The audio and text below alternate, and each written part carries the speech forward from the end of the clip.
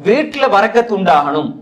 இப்ப இந்த ஒவ்வொரு விடயமும் நான் இப்ப சொல்ல போற சில விஷயங்கள், நிறைய விடயங்கள் இருக்கின்றன. அதை சுருக்கி நான் ஒரு 10 விஷயமா உங்களுக்கு சொல்றேன். அப்ப இந்த விடயங்கள் எல்லாம் வீட்டில் மட்டும் அல்ல, ஒரு மனிதன் நிம்மதியாக வாழ்வதற்கு அவனுடைய வாழ்க்கையில் அது இருக்கணும். வீடுகள்ல பொதுவாக எந்த வீடுகள்ல அதிகமாக காலை பொழுதுல ஃபஜ்ருக்கே எழும்பக்கூடிய அல்லது தஹஜ்ஜுடைய நேரம் சஹருடைய நேரத்தில் எழும்பக்கூடியவர்களா இருப்பாங்களோ அந்த வீட்டுல பரக்கத்து இருக்கும். அல்லாஹ்வுடைய தூதருடைய துஆ இருக்கிறது, அல்லாஹும்ம பாரிக் லி உம்மதி ஃபீ புகூரிஹா, யா அல்லாஹ் என்னுடைய உம்மத்துக்கு காலை நேரத்துல பரக்கத் செய்வாயாக. ஸஹர் இப்னு வதா அல்-காமிதி ரலியல்லாஹு அன்ஹு சொல்றாங்க, இந்த ஹதீஸை கேட்டு போறவங்க எப்படினால் அவங்க வியாபார சரக்குகளை இந்த ஹதீஸை கேட்டு போற காலையிலே அனுப்புவாங்க. அதனால பொருளாதாரத்துல பரக்கத்து உண்டாகியது, அவருடைய தொழில பரக்கத்து உண்டாகியது, ஹதீஸ் அமல் செய்யறாங்க. எனவே ரசூல் ஸல்லல்லாஹு அலைஹி வஸல்லம் சொன்னாங்க, யா அல்லாஹ் என்னுடைய உம்மத்துக்கு காலை வேளையில் நீ பரக்கத்தை செய்வாயாக.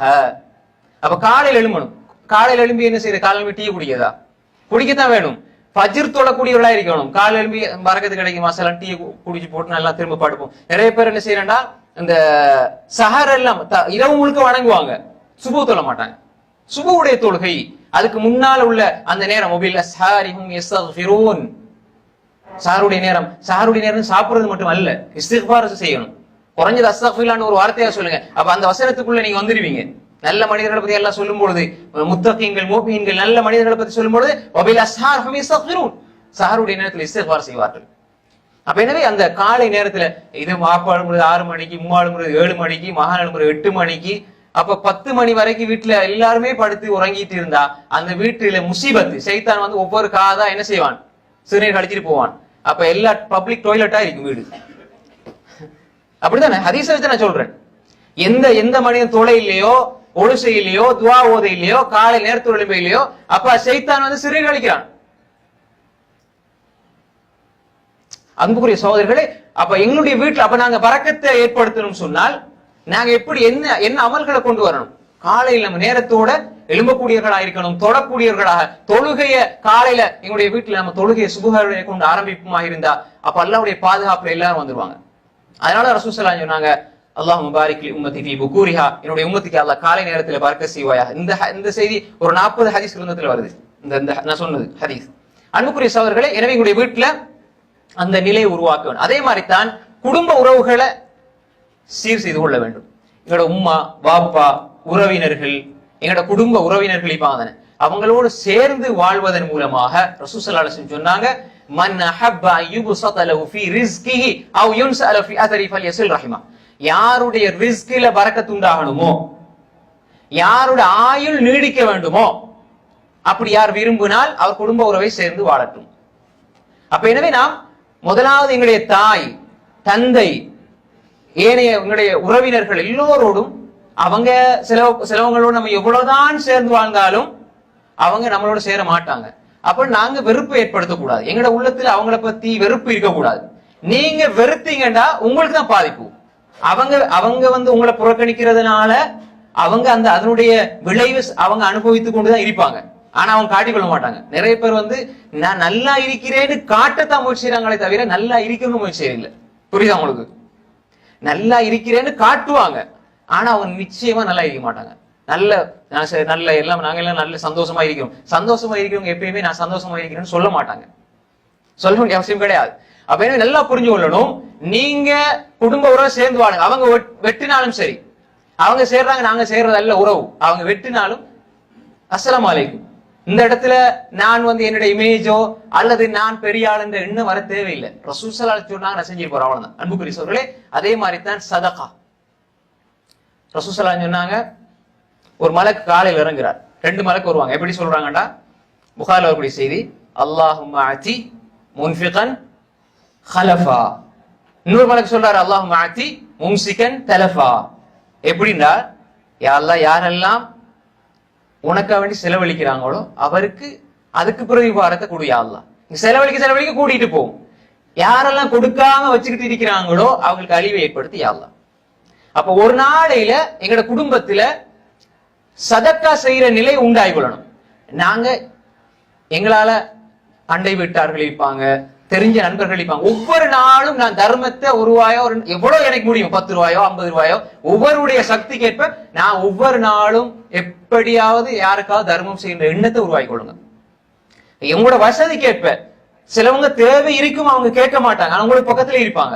அப்ப அவங்களோட தேவை அறிந்து நீங்க கொடுங்க. அன்புக்குரிய சகோதரர்களே, சதக்கா ஒரு மனிதனுக்கு ஏற்படுத்துற மாற்றத்தை போல சதக்கா செஞ்சிட்டு ஒரு மனிதனை மகிழ்ச்சிப்படுத்தி ஒரு மனிதனை கொடுத்துட்டு நீங்க சதக்கா செஞ்சிட்டு நீங்க அல்லாஹ்விடத்துல அந்த அன்பை எதிர்பார்க்கிறீங்க, அல்லாஹ்விடத்துல பிரதிபாரத்தை எதிர்பார்க்கிறீங்க. அல்லாஹ் சொல்றான் நீங்க கொடுத்தா நான் தருவேன் என்று.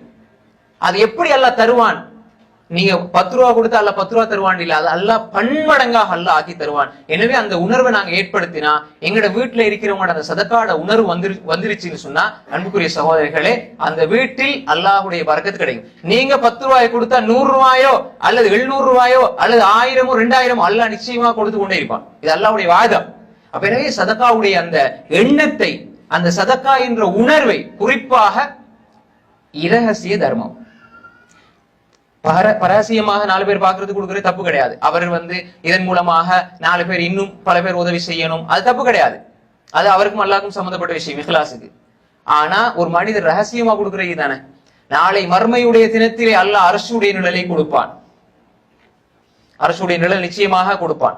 அதே மாதிரி தான் ஒரு மனிதன் இரகசியமா கொடுக்கிற தர்மத்தால அல்லாஹ் என்னென்ன கோபமெல்லாம் இவன் மேல வச்சிருக்கிறான் அந்த கோபத்தை இல்லாமலாக்கி.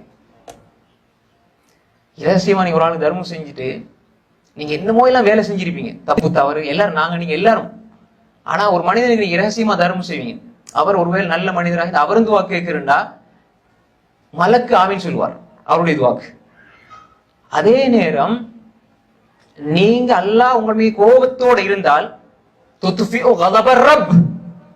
அல்லாஹ் உங்க மேல இருக்கிற கோபத்தை அல்லாஹ் அப்படியே இல்லாமல் ஆக்கிடுவான்.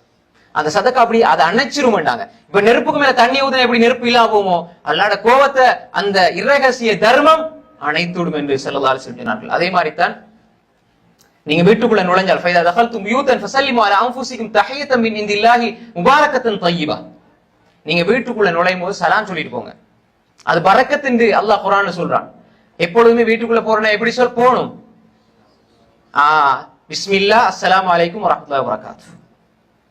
நம்ம போறது டீ ஊத்து, காபி ஊத்து, சார்ஜர் எடு, போன் எடு. நம்ம போறதே ஒரு டென்ஷன்ல தான் போவோம். ஏன் அப்படின்னு நம்ம புரிஞ்சுக்கணும் சகோதரர். நம்மளோட வாழ்க்கை ஒரு 30, 40, 50, 60, 70 வருஷம் அவ்வளவுதான். எந்த இடத்துல மௌத்தா போன நமக்கு தெரியாது. நம்ம நினைச்சிட்டு வேண்டாம் எல்லா வேலையெல்லாம் பினிஷ் பண்ணி வீட்டை கட்டி முடிச்சு பிள்ளை கல்யாணம் முடிச்சு கொடுத்தா மௌத்தா போன்னு நினைச்சிட்டு போவோம். அப்படி போட்ட இடத்துல அப்படி அடிபட்டு மௌத்தா போவோம், அல்லது அங்கால போய் மௌத்தா போவோம், அல்லது எப்படி யாருக்குமே தெரியாது. அல்லாஹ்வுடைய கையில இருக்குது. அதனால வாழ்ற அந்த கொஞ்ச வாழ்க்கையை நிதானமா வாழணும், ஃபுல் டென்ஷன். அவரோட எப்பவும் பேசினாலும் மேல கீழே பார்த்துட்டு நிறைய பேர் பாக்குறோம். ஏன் அப்படி தெரியல, அவர் என்னத்த பேசினாலும் போனோம். சொல்லுங்க, இது என்ன வாழ்க்கை? இது பொண்டாட்டியோட பேச டைம் இல்ல, பிள்ளைகளோட பேச டைம் இல்ல, எப்ப பார்த்தாலுமே ஒரு அடிமை வாழ்க்கை. ஒரு என்ன அடிமைண்டா, காசு பணத்துக்கு அல்ல, மொபைலுக்கு அடிமை, அல்லது இந்த தொழிலுக்கு அடிமை. 10 ஹவர் நீ வேலை செஞ்சுட்டு வந்தா அந்த டோட்டலா அந்த வேலையை விட்டுருங்க, மைண்ட்ல அதை பிக்ஸ் பண்ண அதை விட்டுருங்க. அதை எடுத்துட்டு வீட்டுக்குள்ளே அதே யோசனை, டென்ஷன். வீட்டுக்குள்ள போகும்போது இந்தா வா பிள்ளை பிடிச்சிருப்போம், அப்படியே அதே வார்த்தைகள். கொஞ்சம் அஸ்ஸலாமு அலைக்கும் கொஞ்சம் சிரிச்சிட்டு, மனைவி மக்கள் எவ்வளவு கஷ்டப்பட்டு காலையில இருந்து நைட் வரைக்கும் எவ்வளவு கஷ்டப்பட்டு இருப்பார், அல்லாஹ் உனக்கு உன்ன குடும்பத்துக்கு அருள் செய்யணும் துவா செஞ்சுக்கிட்டு எப்பயாவது போனோமா. ஏன்னா புள்ள உறங்கிட்டு இருப்பா, அந்த பிள்ளையா அல்லாஹ் நல்ல ஒரு வாழ்க்கை கூடிய அல்லாஹ் எதிர்காலத்துக்கு ரப்பனா ஹபிலனா மின் அஸ்வாஜினா வதுர்ரியாத்தினா சனியே வந்துட்டான். போறது அப்படின்னா எப்படி நிறைய பாக்குறோம் சகோதரர்களே. இது சர்வ சாதாரணம். பிள்ளைக்கு நீங்க கேட்கிற துவா ஒன்று சாதகமானது, இன்னொன்னு பாதகமானது, ரெண்டையும் அல்ல ஏத்துக்குவான். நீ நாசமா போனா நாசமா தான் போவான். நம்ம 3 வயசு 5 வயசுல உருப்பட மாட்டான்னு சொல்லி போட்டு 20 வயசுல நினைக்கிறேன்னா இவன் சம்பாதிச்சு எனக்கு லட்சமா தரணும் உண்டு. எப்படி நடக்கும்? எனவே அன்புக்குரிய சகோதரர்களே, வீட்டுக்குள்ள நுழைய நேரம் சலாம் சொல்லிட்டு போங்க, திக்ரோட போங்க, பிள்ளைகளுக்கு துவா செஞ்சுட்டு போங்க, மனைவிக்கு துவா செய்யுங்க. என்றைக்காவது மனைவிக்கு துவா செய்யறோமா? இல்ல. அன்புக்குரிய சகோதரர்களே, காண்ற நண்பர்களோட சிரிச்சு சந்தோஷமா வாழ்றோம், விளையாடுறோம், அவங்களுக்கு துவா செய்யறோம், யாராவது ஹெல்ப் பண்ண துவா செய்யறோம். வருஷம் முழுக்க நமக்கா சமைச்சு நம்மட உடுப்புகளை கழுகி நம்மட உடுப்புகளை ட்ரெஸ்ல அயன் பண்ணி இதெல்லாம் கஷ்டப்பட்டு எந்த சம்பளமும் எடுக்காம, இஸ்லாமிய சட்டவாகத்துல எல்லாத்துக்கும் சம்பளம் எடுக்கணும். மனைவி உங்களுக்கு அடிமை அல்ல. இஸ்லாமிய சட்டத்துறையின் அடிப்படையில் ஒவ்வொன்றுக்கும் சம்பளம் எடுக்கணும். பிள்ளைக்கு பால் ஊட்டுறதுக்கும் சட்டப்படி அவர் ஏதோ அந்த ஒரு கணவன் என்ற அந்த உணர்வினூடாக, பிள்ளை என்ற பாசத்தினூடாகத்தான் அது நடக்கிறதை தவிர சட்டப்படி அல்ல சகோதரர்களை. நாங்கள் அடிமையா வச்சு கொண்டிருக்கிறோம். எனவே நாம் எப்பொழுதும் மனைவி மக்களுக்கு துவா செஞ்சவர்களா வீட்டுக்குள்ள போகணும். அப்ப அந்த வீட்டுல சந்தோஷம், நிம்மதி, பரக்கத்து உண்டாகும். கடைசியாக எப்பொழுதுமே எங்களோட வீட்டுல இஸ்திக்ஃபார், தௌபாவுடைய சூழல் இருக்கணும். சின்ன பாவம் செஞ்சாலும் வாப்பா சொல்லணும், புள்ள இஸ்திக்ஃபார் செய்யுங்க. தொழுதுட்டு என்ன செய்யறோம்? இஸ்திக்ஃபார் செய்யறோம். தொழுகிற பாவமா? சும்மா இஸ்திக்ஃபார் செய்யுங்க. இல்ல நான் என்ன பாவமா செய்யறேன், சரி இந்த இஸ்திக்ஃபார் செய்யுங்க, தௌபா அதிகமா செய்யுங்க, அல்லாஹ் உங்களுக்கு பரக்க செய்ய வேண்டாம். நான் அவ்வளவு பாவம் செய்யல செய்ய. ரசூல் ஒவ்வொரு நாளைக்கு 70 விடுத்து 100 விடுத்து நான் இஸ்திக்ஃபார் செய்யறேன். அவங்க முன்பின் பாவங்கள் மன்னிக்கப்பட்ட ரசூல் ஸல்லல்லாஹு அலைஹி வஸல்லம். நம்ம எப்படி நினைச்சிட்டு இருக்கிறோம்டா, நான் இங்க பாவம் செய்யறது அவ்வளவு பெருசா பாவம் செய்யறே, சுப்ஹானல்லாஹ், அதான் மிகப்பெரிய பாவம். பாவம் செய்யறீங்கன்னு நினைக்கிறது மிகப்பெரிய பாவம். எனவே அன்புக்குரிய சகோதரர்களே, இஸ்திக்ஃபார் செய்யுங்க. ஃபகுல்து அஸ்தக்ஃபிரு ரப்பக்கும் இன்னஹு கான கஃபாரா. நூஹ் அலைஹிஸ்ஸலாம் சொன்னாங்க, நீங்க இஸ்திக்ஃபார் செய்யுங்க, அல்லாஹ் உங்களோட பாவத்தை மன்னிப்பான். யுர்சிலிஸ் ஸமா அலைக்கும் மித்ராரா வ யும்திதுக்கும் பி அம்வாலி வ பனீன் வ யஜஅல் லக்கும் ஜன்னாத்தின் வ யஜஅல் லக்கும் அன்ஹாரா.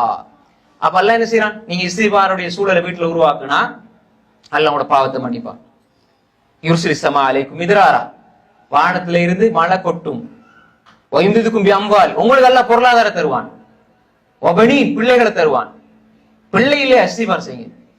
வயஜஅல் லக்கும் ஜன்னா, தோட்டம் துறவுல அல்லாஹ் உருவாக்குவான். வயஜஅல் லக்கும் அன்ஹார், ஆறுகள் அல்லாஹ் உருவாக்குவான். எனவே இந்த மாதிரி ஞாமத்துக்கள் அல்லாஹ் உங்களுக்கு தந்து கொண்டிருப்பான், பரக்கத்தில் கிடைத்துக் கொண்டே இருக்கும். எனவே அன்புக்குரிய சகோதரர்களே, நாம் இந்த சொன்ன விஷயங்களை எங்களோட வாழ்க்கையில் நாம் எடுத்து நடப்போம் என்றால் எங்களோட மனசும் நிம்மதியாக இருக்கும், சந்தோஷமாக இருக்கும்.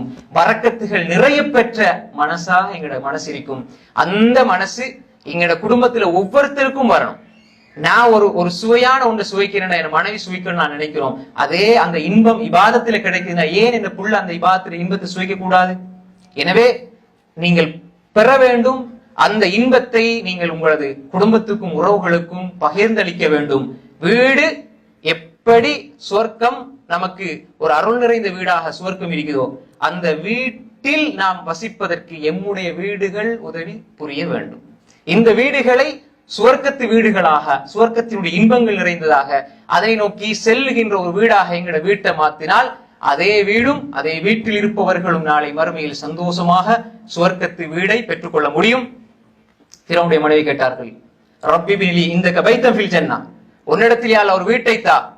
அது ஃபிரௌன் காஃபிராக இருந்தார். அதே நாம் ஒரு வீட்டை கேட்டால் நம்முடைய மனைவி அங்கே இருப்பார், நம்முடைய பிள்ளைகள் இருப்பார்கள். எனவே நாம் அல்லாஹ்விடத்திலே வீட்டை கேட்போம். அது இங்கிருக்கின்ற உறவினர்கள், குடும்பம் எல்லோரும் ஒன்றாக சொர்க்கத்தில் இருக்கக்கூடிய வீடாக இருக்க வேண்டும். அப்படிப்பட்ட சந்தர்ப்பத்தை அல்லாஹ் நம்ம எல்லோருக்கும் தந்தருவானாக. வஆகிரு தஅவானா அல்ஹம்துலில்லாஹி ரப்பில் ஆலமீன். வஸ்ஸலாமு அலைக்கும் வரஹ்மத்துல்லாஹி வபரகாத்துஹு. அன்பின் இஸ்லாமிய உறவுகளே, அனைத்து விதமான இஸ்லாமிய காணொளிகளையும் பார்வையிட நமது சேனலை சப்ஸ்கிரைப் செய்து எம்மோடு இப்போதே இணைந்து கொள்ளுங்கள்.